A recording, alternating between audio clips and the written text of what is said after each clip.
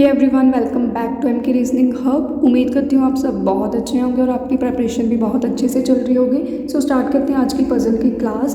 First question जो है ये ब्लड रिलेशन के बेस पे है, ठीक है। ब्लड रिलेशन यूज़ होगा इसमें। सो इसमें क्या बोला गया है, there are 3 families as ABC, each of which consist of a married couple. Any 2 couple have 2 children, 1 girl and 1 boy. Only 1 couple have 1 child. इनका कहने का मतलब क्या है, इन्होंने बोला हमारे पास 3 फैमिलीज़ है, ABC। ये 3 फैमिलीज़ हैं। इसमें क्या है, मैरिड कपल और उनके बच्चे हैं। किसी 2 फैमिलीज़ में 2 बच्चे होंगे, ठीक है, एक गर्ल और एक बॉय। कोई जो भी एक फैमिली बचेगी सिर्फ एक बच्चा होगा, या फिर गर्ल या बॉय, ठीक है, वो हमें नहीं पता। तो जैसे हम कंडीशंस लिखेंगे उसके अकॉर्डिंग देख लेंगे, ठीक है। इसको बनाना कैसे, सबसे पहले हम फैमिलीज़ लिखेंगे। 3 फैमिलीज़ हैं ABC, ठीक है। इसको स्टार्ट करने से पहले एक बार मैं बता देती हूँ, इसमें मैं यूज़ करूँगी एक सर्कल और एक स्क्वायर। सर्कल यूज़ करूँगी वाइफ के लिए, ठीक है, फॉर अ फीमेल मेंबर, और स्क्वायर यूज़ करूँगी एज अ मेल या फिर उसके हस्बैंड के लिए, ठीक है। सो इसमें हमें क्या बोला गया है, P is wife of K but they don't belong to family B। P wife है किसकी, K की, पर वो B फैमिली को बिलोंग नहीं करती। 3 फैमिलीज़ हैं ABC।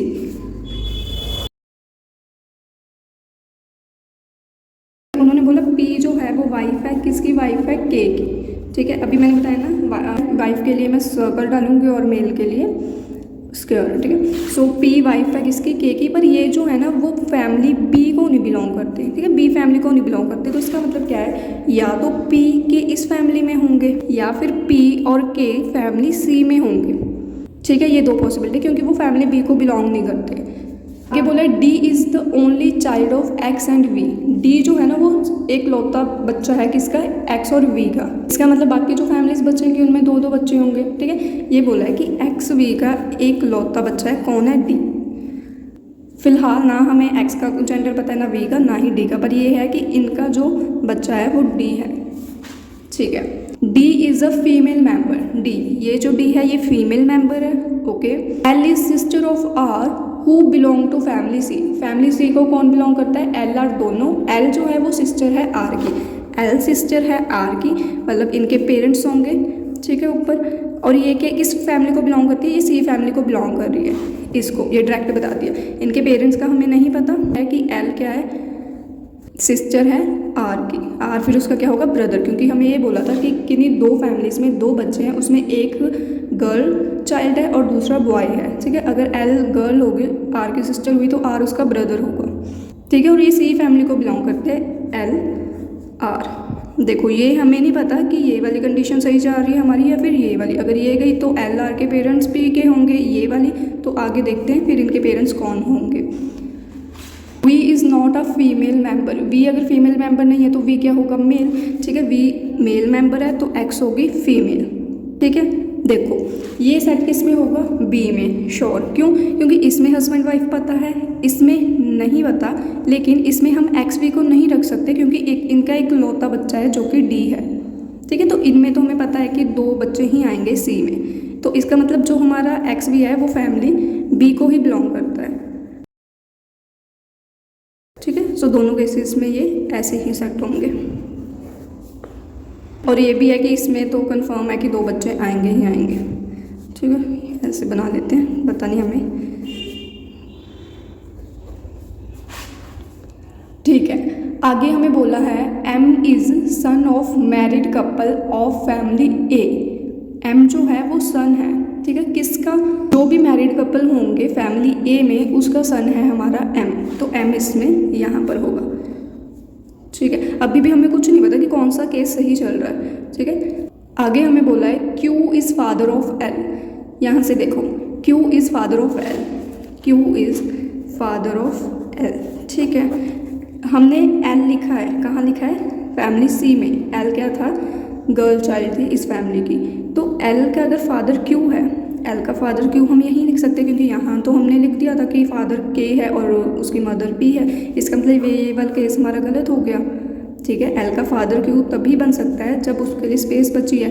तो यहाँ पर हमने कुछ नहीं लिखा था कि उसकी फादर मदर कौन है, हमने ये लिखा था कि सी फैमिली में एल और आर बिलोंग करते हैं। तो एल का अगर क्यू फादर हुआ तो हमने यहाँ पर रख दिया, ठीक है। अब ध्यान से देखना, ये जो लास्ट वाली है ना स्टेटमेंट, यहाँ पर उन्होंने बोला है U is elder than I. U जो है वो आई से एल्डर है and they are in different families, और ये दोनों डिफरेंट फैमिलीज में हैं, ठीक। अगर हम देखें फैमिली ए बी सी तीनों में, ठीक है, तीनों में ये इसकी फैमिली कंप्लीट है, ठीक है। इसमें एक जगह बची है और एक स्पेस यहाँ पर बची है, यहाँ फीमेल की है, यहाँ भी फीमेल की है। सर्कल डाला है तो ये क्या है, फीमेल को रिप्रेजेंट करती है। हमें यहाँ पर बोला था U is elder than I, मतलब यू आई से बड़ी है। अगर यू आई से बड़ी है तो ये है ना कि वो फैमिली सी की फीमेल मेंबर है, ठीक है। तो यू यहाँ पर आएगी, ठीक है, आई कहाँ पर आएगी, यहाँ पर, राइट। सो इसका मतलब क्या है, फैमिली ए के मैरिड कपल पी क्यू है और उनके जो बच्चे हैं वो आई एम है। बी फैमिली में वाइफ एक्स है और हस्बैंड वी है, उनकी डॉटर है डी। इसमें मैरिड कपल यू क्यू है और उनके बच्चे कौन है, एल और आर, ठीक है। सो ये दो फैमिलीज़ के दो बच्चे हैं। सो आई होप आपको ये समझ आया होगा। इसमें कुछ नहीं था, अगर आपको ब्लड रिलेशन अच्छे से आता है तो आप कर लोगे, क्योंकि इसमें बहुत ज़्यादा जनरेशन तो थी नहीं, सिर्फ 2 जनरेशन थी, तो वो इजीली सेट हो गया। सो एक सीटिंग अरेंजमेंट भी कर लेते हैं पैरेलल रो वाला, ठीक है, जिसमें हमारे पास क्या है, 10 पर्सन्स है are sitting in 2 parallel rows and facing each other in row 1। देखो फेसिंग ईच अदर का मतलब क्या है कि एक रो के पर्सन जो है वो साउथ में फेस कर रहे हैं, एक के नॉर्थ में, तभी वो एक दूसरे को फेस कर सकते हैं।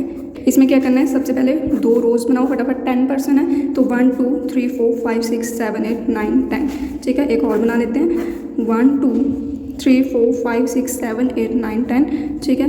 देखो ये मैंने ऐसे ही क्यों बना लिया, क्योंकि फेस ईच अदर कर रहा है, ये तो कंफर्म है कि एक फेसिंग नॉर्थ है और एक साउथ है। वो हमें नहीं पता रो 1 फेस कर रही है या 2, वो हम देखते हैं। इन रो 1 हमें पर्सन बता दिए ए से लेकर ई तक are seated and faces south. Row 1 क्या करिए, साउथ फेस करिए। इसमें साउथ फेसिंग कौन है, ये वाली, ठीक है। तो रो 1 ये वाली है तो रो 2 ये वाली होगी।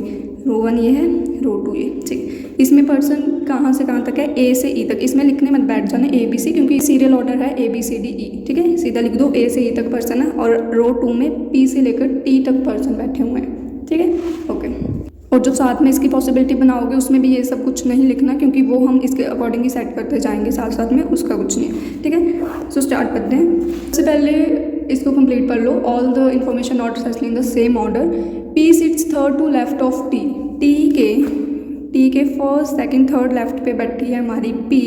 Q and T are immediate neighbours. Q T क्या है, एक दूसरे के इमीडिएट नेबर्स है, आइदर इमीडिएट लेफ्ट और right. C sits immediate left of E. E के इमीडिएट लेफ्ट में कौन बैठा है, सी, ठीक है। B sits third to right of E. E के थर्ड राइट पे कौन है, बी। के फर्स्ट सेकंड थर्ड राइट में हमारी बी बैठी हुई है। The number of person sit between P and Q is same as between B and A. जितने नंबर ऑफ पर्सन पी और क्यू में बैठे हैं उतने ही नंबर ऑफ पर्सन हमारे बी और ए में भी बैठे हैं, राइट। आइदर बी और A sits at the end of row. या तो ए या बी, ठीक है। इनमें से कोई एक पर्सन जो है वो एक्सट्रीम एंड पे बैठा है, एक इनमें से एक्सट्रीम एंड में बैठा हुआ है। हमें नहीं पता बी है या ए, लेकिन कोई एक है। आइदर का मतलब क्या है, या तो बी, ये नहीं है कि दोनों ही बैठे हैं, या तो बी बैठी होगी। अगर बी बैठी है तो ए नहीं बैठ सकता, अगर ए बैठा है तो बी नहीं होगा, कोई एक। The number of person sits to left of C is same as to left of R. जितने, यहीं पर लिख देती हूँ, जितने नंबर ऑफ पर्सन सी के लेफ्ट में हैं, ठीक है, उतने नंबर ऑफ पर्सन जो है वो आर के भी लेफ्ट में बैठे हुए हैं, ठीक है। अब देखो हमें ये बोला था ए किसमें है, ए बी रो 1 में है, ठीक है, मतलब यहाँ पर होगी।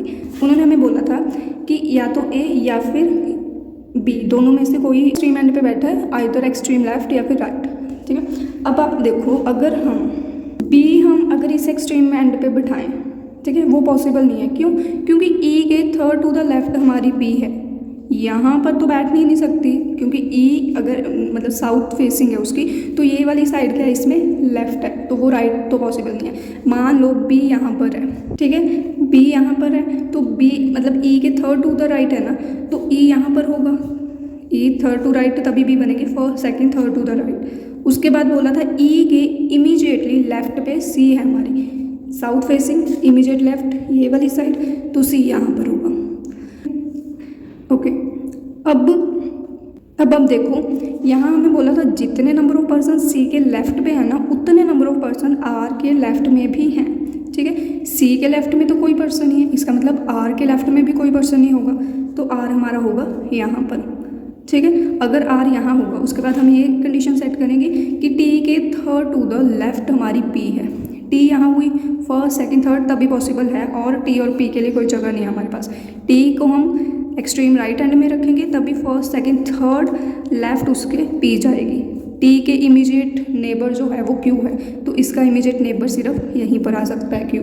आगे देखो, यहाँ पर उन्होंने बोला था जितने नंबर ऑफ पर्सन पी और क्यू में है, ठीक है, उतने ही नंबर ऑफ पर्सन बी और ए में भी होंगे। पी क्यू में एक पर्सन है, इसका मतलब बी और ए में भी एक पर्सन होगा, तो ए यहाँ पर आएगी।